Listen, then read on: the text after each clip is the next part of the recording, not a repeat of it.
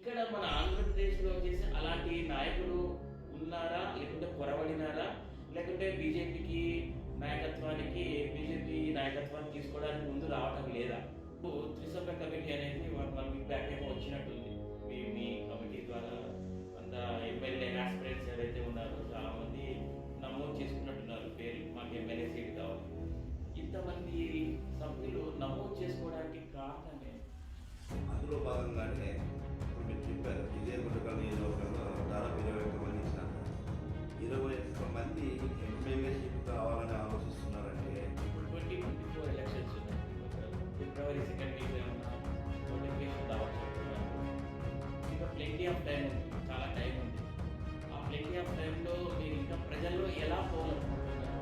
Bharatiya Janata party కూడా ఆంధ్రప్రదేశ్లో ఇప్పుడు వచ్చే 24లో కూడా మాకు జనసేనతో పొత్తు ఉన్నా లేకపోతే టీడీపీ జనసేన బీజేపీ పొత్తు ఉన్నా లేకపోయినా మేము స్వతంత్రంగా కూడా నిలబడినా కూడా ఖచ్చితంగా మాకంటూ వచ్చే సీట్లు మాకు వస్తాయి.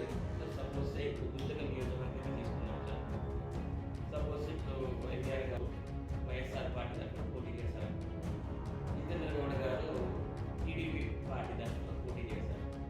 వీరిద్దరికీ సమతూకంగా బీజేపీ పార్టీ ఇంకొక బరువున్న వ్యక్తిని పరిలక్షించాలి. ఎందుకంటే ఇక్కడ నువ్వు వాళ్ళని పోల్చినట్టుగా వాళ్ళిద్దరికీ సమతూగే వ్యక్తిని సెలెక్ట్ చేసుకుంటారని అది ప్రాంతీయ పార్టీలు చేసే పని. సార్ సపోజ్ బీజేపీ అందరూ అంటారు మతతత్వ పార్టీ అంటారు. మతతత్వ పార్టీ అనేది చాలా ప్రజల లోపలికి వెళ్ళిపోయింది. దాన్ని మీరు ఎలా సమర్థిస్తారు సార్, లేదంటే దాన్ని మీరు ఎలా తిప్పి కొడతారు? కానీ గతంలో వేరే వాళ్ళు ఇట్లాంటి ఎవరైతే మత రాజకీయాలు చేసిందో వాళ్ళకి అలవాటు అయిపోయి వాళ్ళు చేసిన మత రాజకీయాన్ని బీజేపీ పార్టీ మీదకి ఆరోపణ చేస్తూ ఉంది. సార్ ఒక డౌట్ నాకు, యాక్చువల్లీ టీడీపీ వైసీపీతో పోల్చుకుంటే బీజేపీ క్యాడర్ అనేది చాలా తక్కువ ఉంది ప్రస్తుతానికి.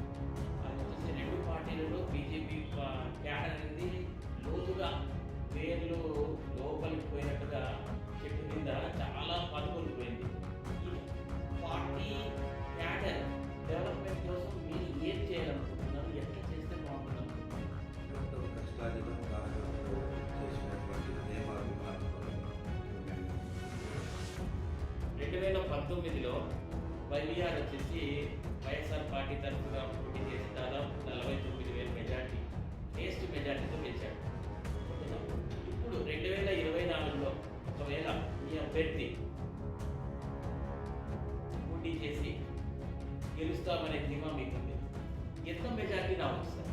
మా పార్టీకి ధనవంతుడు అవసరం లేదు, బలవంతుడు అవసరం లేదు. మాకు కావాల్సింది ఏదైనా ప్రజలు సేవ చేసే కార్యకర్త కావాలి. రానున్న కాలంలో ప్రజల కోసం, ప్రజల డెవలప్మెంట్ కోసం బీజేపీ గవర్నమెంట్ ఇంకా ఏమైనా రాజకీయ మార్పులు చేసే అవకాశాలు ఉన్నాయా?